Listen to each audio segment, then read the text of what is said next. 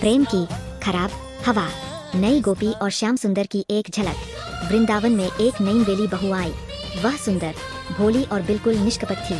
अभी तक उसका साक्षात्कार ब्रज के प्रांत नटखट श्याम सुंदर से नहीं हुआ था, पर उसकी सास अनुभवी गोपी थी। वह जानती थी यह साधारण गाँव नहीं है और गोधूली बेला कोई साधारण समय नहीं। जब कन्हैया गायों को चराकर लौटते हैं तो उनके मुख पर लगी गौरज और उनकी तिरछी चितवन किसी भी हृदय को बांध लेती है। सास ने ठान लिया कि वह अपनी बहू को इस प्रेम रोग से बचाकर रखेगी, इसलिए रोज शाम होते ही कहती, बहू ऊपर अटारी में चली जाओ, न खिड़की खोलना न बाहर झाँकना, इस समय की हवा बहुत खराब होती है। बहू बात मान लेती, पर मन में प्रश्न उठता, हवा सिर्फ शाम को ही कैसे खराब हो सकती है। वह सुनहरी शाम। एक दिन संयोग से सास परोस चली गई। घर में बहू अकेली थी। सूर्य ढल रहा था, आकाश सिंदूरी हो उठा। बहू का मन चंचल हो गया। उसने सोचा, आज देख ही लूं, वह खराब हवा आखिर है कैसी। उसने अटारी की खिड़की खोली। सामने गायों का झुंड, घंटियों की मधुर ध्वनि और उनके पीछे पीताम्बरधारी मोर मुकुटस्चे श्याम सुंदर सखाओं संग खेलते, हाथ में गेंद उछालते हुए। उसी क्षण गेंद ऊपर गई और कन्हैया की नजरें भी। खिड़की पर खड़ी गोपी और नीचे खड़े श्याम सुंदर।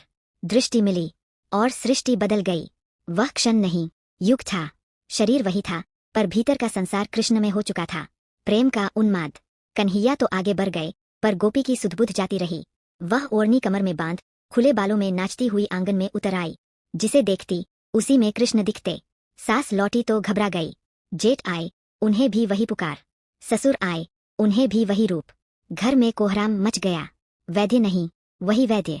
सास समझ गई, यह बीमारी नहीं, वृंदावन की हवा है। वह दौड़कर कन्हैया के पास पहुंची और बोली, लला, मेरी बहू को ठीक कर दो। कृष्ण मुस्कुराए, काकी, प्रेम को दीवारों से नहीं रोका जा सकता। वे घर आए। गोपी ने फिर कहा, आओ प्यारे। पर इस बार साक्षात कृष्ण को देखते ही उसका भ्रम टूट गया। लज्जा लौटी। उसने घूंघट डाल लिया।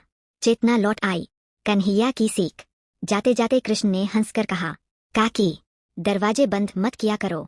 बंद कमरों में प्रेम का तूफान ज्यादा उग्र होता है। अगर रोज देख लेती तो दीवानी न बनती।